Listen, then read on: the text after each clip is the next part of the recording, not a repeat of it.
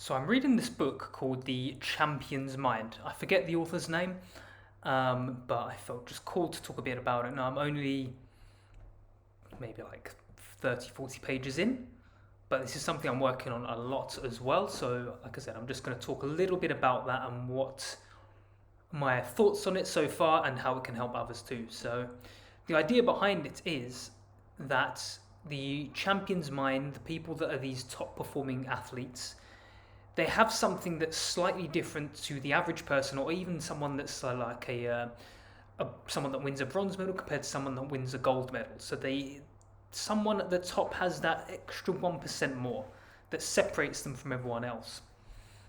Now, whilst we're not all these high elite athletes, we can apply this to our daily lives. So there's a lot of stuff that this guy talks about in the book, and once I find the name of it again, I can link it or whatever. But the one common thing that they have is they always have that positive mindset. No matter what's happening in their life, they have this ability to reframe those thoughts and always see the opportunity and keep that momentum going, so to speak, so it doesn't, they're not declining and fall into like this negative slump. And even if they do fall into that negative slump, it's only temporary because they know they'll get back out with that positive thinking. So like, I'll use an example of a professional sport and then how it could apply to our daily lives, so you can see the comparison and how it overlaps. But let's say you're a professional tennis player playing in the Grand Slam. Let's use the example of Djokovic. You lose in one tournament. You want to win Wimbledon, but you lost either the first few rounds or even you got to the final and you lost. It doesn't matter. The point is you lost. You had a goal to win it and you didn't reach or exceed that goal. So you got knocked out early. And then you're obviously upset. You're a bit maybe depressed. You're sad. What happens with people in the less expert people, the less the ones that are not in that top 1%, they either one don't even get to that goal because they're in such a negative state, or two, they get to it or get close to it, and when it doesn't happen, they can't maintain that high level. So they just negative spiral, it slumps, and they don't maintain that same level of consistency. Whereas what the best are doing, even if it doesn't go the way they thought or hoped it to go, because mentally they're so much in that mental solution focused way, and so the mental thoughts are so positive that even if it gets to negative, it's temporary. So they lose the final, they lose their match, or whatever, they get knocked out of the tournament. They look for the opportunities. They first of all they sit with it. They sit with that thing, what happened, and feel sad for a bit. They look at what went wrong, maybe why it didn't happen, and they look for that. They reframe it to positive. So in this case, Djokovic had a bit of a knee injury a month and a half before. He only just came back from that injury, an injury which most will take 3 to 6 months to recover from, where he's recovered in about 6 weeks, and he's got to the final. So he would look at that positive. He would look at it from that perspective rather than the perspective he lost. He'd say, I come back from a tournament, an injury 6 weeks ago, and I've got to the final. That's a huge achievement, and I played good, and I can even play better. I can improve on, let's say, this shot, and this shot. And they look for ways to improve that, and then they say, because they've got this abundance mindset, they don't think that's the end. They think, okay, there'll be an opportunity again, and it's more opportunities coming my way. They have that faith in something bigger that it's going to bring them that opportunity. And then what ended up happening, a few weeks later or a month later, however long it was, he ends up winning the gold medal in the Olympics because he kept persistent, he continued. And the same thing applies in our daily lives. Let's say you're looking to take on some business clients, or you're looking to get a new job, and for a while nothing's happening. You don't get that client, you don't get that new job, you're applying loads, you're doing lots of interviews, or even you're looking at potential customers to come to your business. Nothing's happening. And often people get disheartened, they stop. They stop after a month, 2 months, a few months, even a year. They don't see the progress, they stop. Because they're looking for, a lot of the times, they're looking at why it didn't happen, and not for reasons why they can improve, or reasons why they can, find options and opportunities in those setbacks, so to speak. So it's all about that shift. And then obviously, first of all, it happens in the mind. So you've got to frame your mind to look for the opportunities, the solutions, not get disheartened by those setbacks. Have that resilience to bounce back, adapt what you did wrong, And rather than staying in that negative slump for a long period, you quickly bounce out of that and then keep the momentum going. And once you've got the momentum going mentally, it just plays out. So it all starts in the mind. If you can reframe the mind to the positive things, solution thinking, to learn from your mistakes and adapt and quickly go again, once it's in the mind, even if the external reality doesn't shift, because the mind's, it's shifted, the mentally you're in a completely different state, different way of being, it doesn't affect you. And because the mind's playing out, it's a wheel spinning really, really quickly. Eventually, your external reality has no choice but to conform to it and adapt and give you those changes. So you're applying for a job you don't get, you apply for a job you don't get, you adapt, you quickly make the change. And then because you're making those changes so quickly, you keep going, you get to an interview, last stage, you don't get it. But then you bounce back quickly, you apply for more jobs, more, and then you adapt and you keep doing it. Like I said, eventually, this hard work and persistence, because you're growing so much in a short period of time, you're keeping the mind positive. Because remember, the mind, what you put in the mind, it will look for that in the external. So as you're looking for more of these opportunities, the more the positive things, you almost bring that into your life, and then it plays out and shows you, basically, whatever's in your internal will be showing you in your external. So that is the main thing they have in common. But obviously, it's a lot more than that. It's not just limited to that. You have to do this every day. Because bear in mind, a lot of us, from the way we've been brought up, from society, from personal experiences, trauma, we almost block ourselves. And then especially, I'm sure a lot of us experience this, I know I have. You try and do something, an ambitious goal, or you're going to do something new with your life, branch out into a new area. Maybe you had a job in finance, and instead now you want to try a job in teaching or a job in, acting or whatever. It's something completely different to what people see you as or what you're used to doing. And then people go, no, you can't do that, it's not the right time. Or don't do that, people can't make money from that. So people project their own nonsense onto you because they haven't done it. And also, when they haven't done it, and if you do it, that reflects back to them what they haven't done. So people don't want you to almost. And this is a bit of a subconscious thing. A lot of people don't realise they're doing it. And more often than not, people actually don't want you to get hurt. They don't want to see you fail because they've experienced hurt in the past and so whatnot. But they don't want that to happen to you. But they don't realise they're actually blocking you from this fear-based mindset. And that's, I guess, another part of what these champions, these top elite people do. They do have fear. Everyone has fear. But they don't play it safe. They try and play big and try and go after that goal. Because if you're playing it safe, you're playing it conservatively, and that applies to real life and a sport. You're doing it from a fear-based mindset. So you're actually doing it from a lack because you fear that you may never get this opportunity again. It may never happen again. But when you're playing it big, so obviously big is not being dumb. It's not just outright like if you're playing, say, tennis, you're not going to hit like a massive shot every single point. It's still playing to the tactics, to the strategy, but you're playing it without that fear of, what if I miss this shot? You're playing it with like, hit the shot because I've trained like properly. I know this is part of the game plan, and you're playing it to win that point, not just to defend and not to lose. So by doing that, you're literally going all out. At least you can say you've given it that 100%.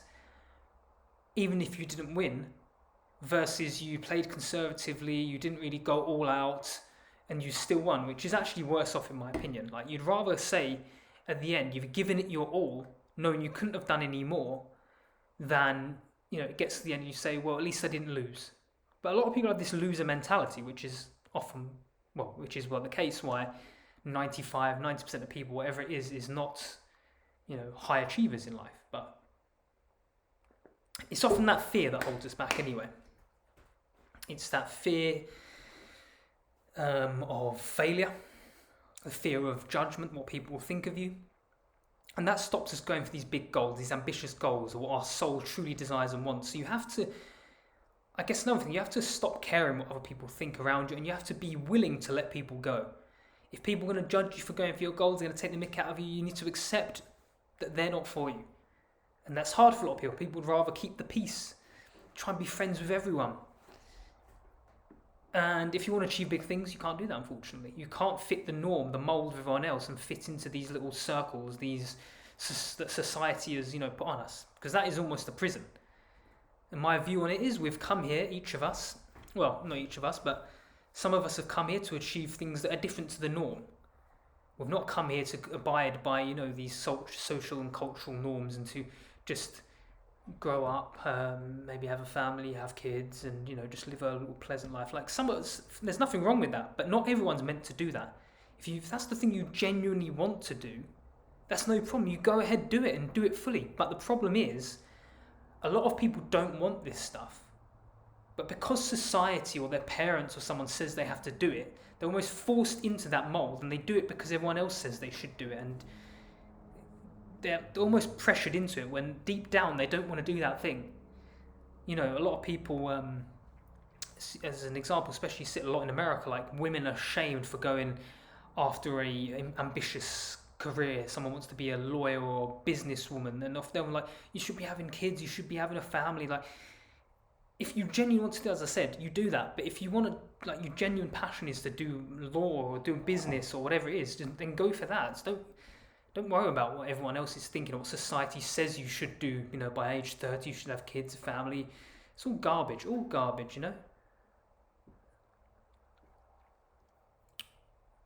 But once again, without the people doing the normal stuff, the common thing, you wouldn't have a society otherwise. So I guess we need people to do that. But I guess the point I'm trying to make is do them if you want to do them, not because you've been told to do them. A lot of people are brainwashed into thinking that's what they want because everyone else around them's doing it as well. And it's seen as abnormal if you don't do those things. Or if you do something different as well. So let's say you're at you're in a group of friends that you're like socializing, you're like maybe going to the bar, drinking, or eating some, burgers and chips or whatever. But if you were a professional athlete in that environment, or someone striving to be a professional athlete, you would perhaps not be eating those things. You would be going to bed, say 9 p.m, 10 p.m, whereas a lot of those might start to 11 p.m, 12 a.m, 1 a.m. So if you're in that environment, you were to say, okay, I'm not going to eat this burger. I'm going to go to bed. I'm going to leave the group now, guys. I'm going to bed at 9 p.m. Everyone else will be looking at you like you're weird. Why are you going to bed so early? Oh, look at you. You're going to bed, you loser. Or, oh, look at you and all this stuff. But it's only because the group that you're in is not doing that stuff. So it seems weird to them and you seem like an outcast to them. When really, it's, I guess, the people you're surrounded by. Because if you went to let's say a group of professional athletes that were all in the same team, it would then be weird if you were eating the burgers and going to bed at 1 a.m, not sleeping properly, not doing your training. Now, so it depends who you're hanging out with. And that's why it's so important to hang out with people that have got the same vision, the same goals as you. And often that does mean leaving some people behind that maybe you grew up with, or even if it's some of your friends or family, because you've got a choice to make, essentially. Do you want to make the peace with everyone, fit in with everyone? Or do you want to go for that bigger goal? And if you really truly want that bigger goal, you're going to have to spend more time with those people that are also going for that bigger goal. It doesn't mean to say cut out everyone completely. I mean, you can if they're really not in alignment with you. But you will have to shift your focus. So maybe if you were spending 5 hours with some people that are not doing those goals with you, maybe you'd have to cut it down to 2 or 3, or even 1 hour of spending time with those people and spend more time with the other group, because that's going to get you to your goal. So it's what you value. If you value that goal more, you go for that goal. You do whatever it takes. You shift your life. You mold your life around that goal, basically. And that's what a lot of the top people do as well. So you just look at tennis player, Novak Djokovic, CrossFit person, Matt Fraser, like football or soccer star, Cristiano Ronaldo. Their life is molded around their goal and their profession. So what they eat, time they go to bed, their teammates, the training they do in the gym, and even a lot of their partners that they're married to or have girlfriends with, or boyfriends if it's someone else, but using the example of these athletes that I've mentioned. Everything fits around their main goal and their sport. So like Matt Fraser's girlfriend at the time, she would like do all the cooking for him, so we didn't have to worry about cooking. She would be supportive, so we would literally just go do his training, come back, everything's ready. His food's ready, everything's there. That's just one example, but like the people he was training with, his coaches, the teammates, they were all going for those top medals in the sport. Um, so that's what they do. They mold their life around that goal, which a lot of people say don't want to do, because another thing is these top athletes are doing the boring stuff day in, day out, like a lot of discipline. It's a lot of mental discipline, physical discipline, which a lot of people also don't want to do. So every day it's almost borderline psychopathic of how measured everything's, like everything's tracked to the exact like 0.1 gram, everything's measured to the exact 0.1 second, and this is done every day. So like there's this guy called Brandon Carter, I think his name is. I actually watch him on YouTube, and he's like this fitness influencer, but now he's like gone into other areas as well, teaches business. But even when he goes out to restaurants or goes to a friend's house, he takes these food weight scales, and measures the food exactly, like exact gram of steak, eggs, whatever. And a lot of people are not willing to do that. They go, well, I'm going out for dinner, I just want to enjoy myself. I don't have to think about calories and the protein and the carbs. But what these top people are doing, they're doing those extra 0.1% every day. They're going above and beyond what the normal person is going to do. And if you were to go out with people that don't do that, they say, oh, it's so weird taking that. But to be at that top, you need to do that. And be prepared to be lonely and go the path alone, because a lot of people are not willing to join you on that path. So it's doing everything around it.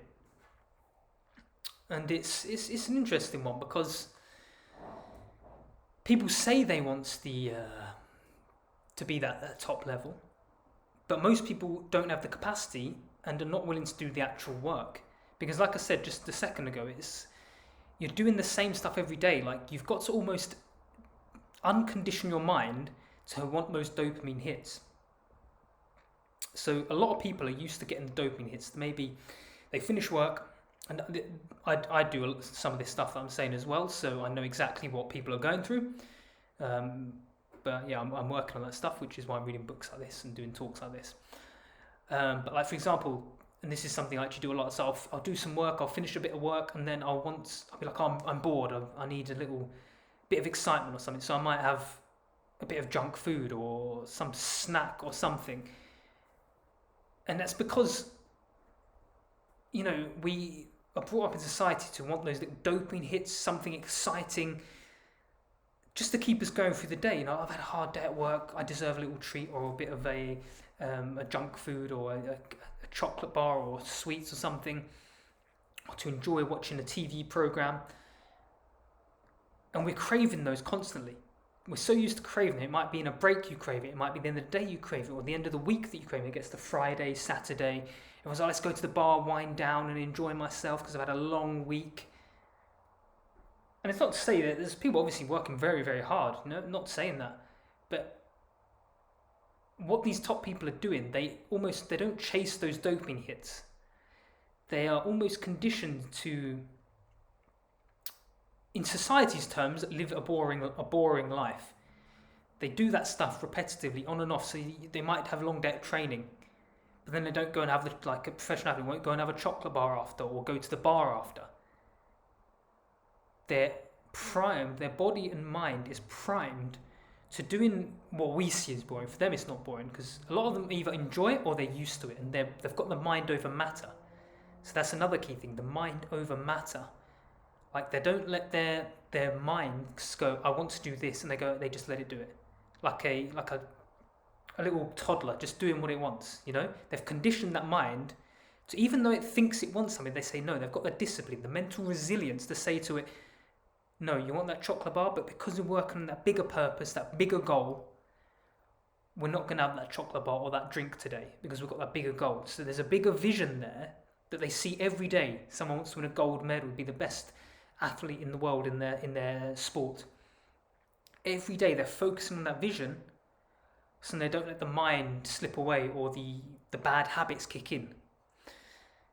So it all comes down to your why, really, doesn't it? I guess if you don't have a big enough why, you won't stick to your goals and you won't achieve the things you want. You will rather go do things what average people are doing, You will go do that stuff and you won't stick to the goal and the discipline, the daily stuff that you should be doing to get to the goal. And the why, most people don't know their why. I did a little talk on this before, actually, about how do you find your why. And it's often that thing that lights you up inside, something that you really love. And there's a overlap between that thing that you love and the thing that you're good at. And that is often your passion, your purpose in this life. And a lot of the times it can come from trauma, because if you've had a traumatic experience or a problem that you've overcome, that is the thing that you're good at, because you know how to resolve it, essentially. So then it's finding the point where it overlaps with something that you love. So let's see if I can think of an example. If you've overcome toxic relationships in your life, you were married or something, and you know how to deal with those situations better. So that is the thing you're good at. And I don't know, this is, and you love doing business talks or something, or you love doing presentations.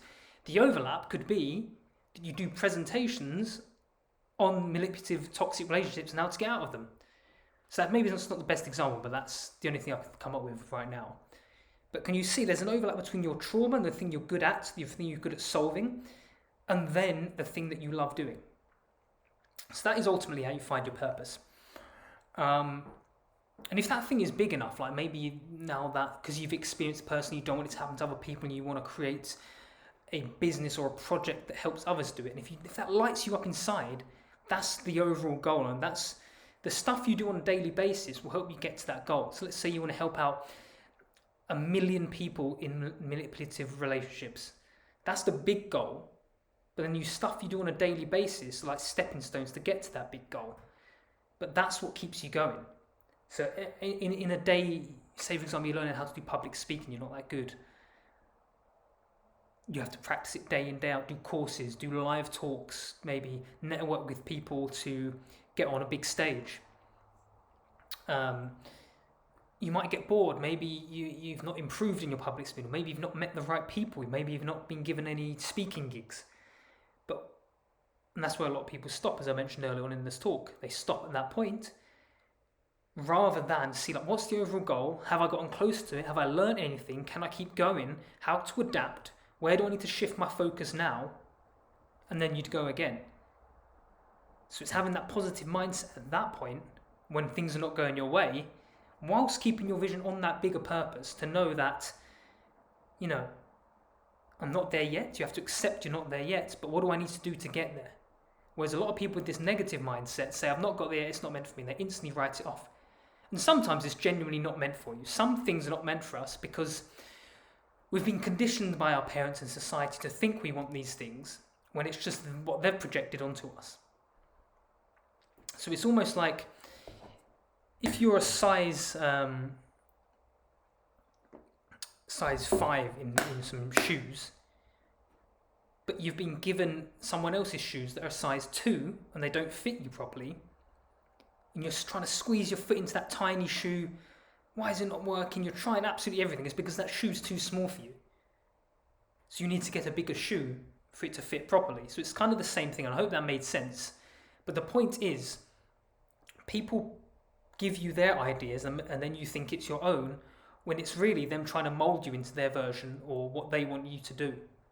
So it's finding the thing, that the shoe that fits you properly, like that Cinderella, I think it is, the fairy tale, whatever it is.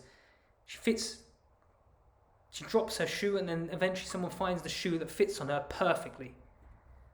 So it's finding that shoe that fits on you perfectly, and that is your purpose, not someone else's shoe that fits on you perfectly.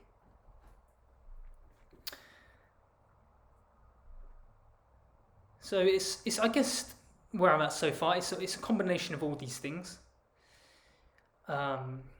Still got more to read on it, and I'm gonna maybe do another talk. And the more I get through this book, like I say, probably about 40 pages in at the moment. But so far, it's been so profound, and some stuff I already knew, but it hit differently reading it again, you know. And some quotes that it says, and even some new stuff I've learned along the way. And I thought I'd just share some of my thoughts on it. And as I go along, I'm gonna obviously